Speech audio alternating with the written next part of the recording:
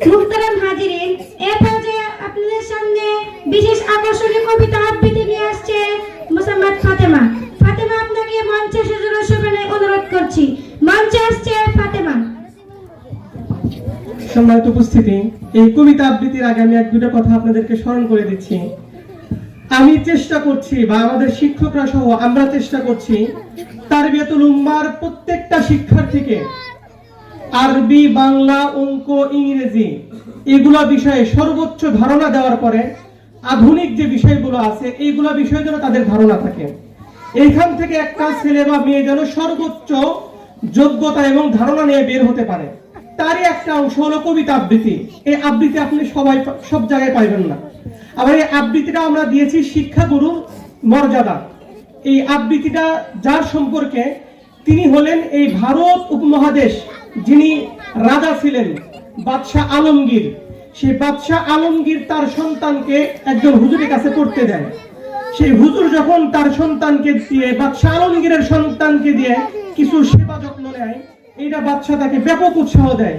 কিন্তু আমরা যে জামানায় এখন আছি, আমরা আমাদের সন্তানদেরকে পড়তে দিই, কিন্তু সন্তানদেরকে শাসন করা যায় না, ধমক দেওয়া যায় না, একটা কাজের জন্য তাকে গড়ে তোলানো যায় না। এই মন মানসিকতা আমাদের চেঞ্জ করতে হবে। এই ধারণা দেওয়ার জন্যই আমি আমার ছাত্রীকে এই আবৃত্তিটা আপনাদেরকে শিখিয়েছি। আশা করি আপনারা খুব আন্তরিকতার সাথে মনোযোগ দিয়ে শুনবেন, উপলব্ধি করবেন, এবং আমরা আমাদের ভিতরে এই চিন্তা চেতনাগুলো লালন করবো ইনশাআল্লাহ। আসসালামু আলাইকুম ওয়া রাহমাতুল্লাহি ওয়া বারাকাতুহু।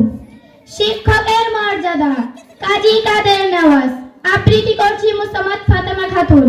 বাদশাহ আলমগীর। কুমারে তাহার পরাইত এক মৌলবি দিল্লি। একদা প্রভাতে গিয়া দেখেন বাদশাহ শাহজাদা এক পাত্র হস্তে নিয়া। ঢালিতেছে বাড়ি গুরুর চরণে, পুলকিত হৃদে আনত নয়নে।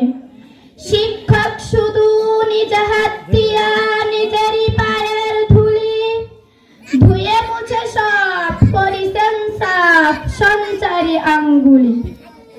শিক্ষক মৌলবী ভাবিলেন আজি নিস্তার নাহি, যাই বুঝি তার সবই। দিল্লিপতির পুত্রের করে লইয়াছে পানি চরণের পরে। স্পর্ধার কাজ হেন অপরাধ কে করেছে কোন কালে। ভাবিতে ভাবিতে চিন্তার রেখা দেখা দিল তার ভালে। তারপর দিন প্রাতে বাদশার দুধ শিক্ষককে ডেকে নিল কেল্লাতে।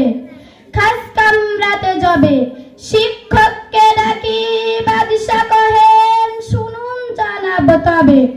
পুত্র আমার আপনার কাছে সৌজন্য কি কিছু শিখিয়াছে, বরং শিখেছে বেয়াদবি আর গুরুজনে অবহেলা। নইলে সেদিন দেখিলাম যাহা স্বয়ং সকাল বেলা। শিক্ষকগণ যাহা পানা আমি বুঝিতে পারিনি হায়। কি কথা বলিতে আজি কি আমায় ডেকেছেন নিরালায়। বাদশা কহেন সেদিন প্রভাতে দেখিলাম আমি তারায়া তফাদে। নিজ হাত যাবে চরণ আপনি করেন প্রক্ষালন।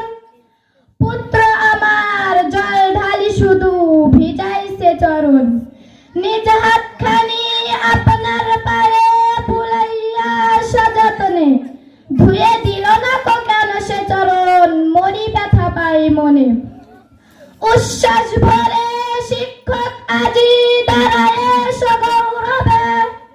কুর্নিশ করি বাদশাহে তবে কহেন উচ্চ স্বরে। আজ হতে চির উন্নত হলো শিক্ষা গুরুর শীত। সত্যই তুমি মহান উদার বাদশাহ আলমগীর। আসসালামু আলাইকুম ওয়া রাহমাতুল্লাহি ওয়া বারাকাতুহু। মোহতারাম হাজিরিন, এই আবৃত্তির সারমর্ম হলো বাদশার ছেলেকে দিয়া ওস্তাদ তার পায়ে পানি ঢেলে নিচ্ছে। বাদশাহ যা এই অবস্থা দেখার পরে ওস্তাদের মনে ভয় লাগলো, সারা ভারত উপমহাদেশের বাদশাহ তার সন্তানকে দিয়ে আমি পায়ে পানি ঢেলে নিচ্ছি। পরের দিন সকালে বাদশাহ ওই হুজুরকে ডাকছেন। হুজুর তো মনে করছেন আমার তো আজকে নিশ্চয়ই কোনো একটা জবাবদিহিতা করতে হবে। হুজুরকে বলতেছেন, বাদশাহ আমার সন্তানকে আপনার কাছে দিয়েছি আদব কায়দা শেখানোর জন্য, আপনি কি শিখাইতেছেন? হুজুর বললেন, আপনি কি বলতে চান একটু স্পষ্ট করে বলেন। এরপরে বাদশাহ বললেন, আমার সন্তানকে আপনার কাছে দিয়েছি, আপনি আপনার পায়ে পানি ঢালতে, আপনি আপনার পাও নিজ হাতে পরিষ্কার করতেছেন, আর আমার সন্তান শুধু পানি ঢালতেছে, এরকম কেন? আমার সন্তানকে আপনি আদব কাজে শিখাইবেন, সে যেন তার নিজ হাতে আপনার পায়ে পানিও ঢালে এবং আপনার পাও যেন নিজ হাতে পরিষ্কার করে দেয়। এটা কে বলতেছেন? বাদশাহ আলমগীর, ভারত উপমহাদেশের বাদশাহ শাহজাহানের সন্তান। এই তাজমহল আপনারা যার স্থাপনা দেখেন তার সন্তান, মমতাজ যার কথা শোনেন তার সন্তান। মোহতারাম হাজিরিন, আজকে আমাদের সমাজে, আমরা যে সমাজে বাস করি, আমাদের সন্তানকে দ্বারা হুজুরা যদি এক গ্লাস পানি আনায়, কোনো কিছু যদি করায় আমাদের প্রেস্টিজের দাগে, তাহলে আদব কায়দা সন্তান শিখবে কোথায়? এজন্য আমাদের চিন্তা চেতনার ভিতরে পরিবর্তন আনা দরকার। আল্লাহ তাআলা আমাদের তৌফিক দান করুন।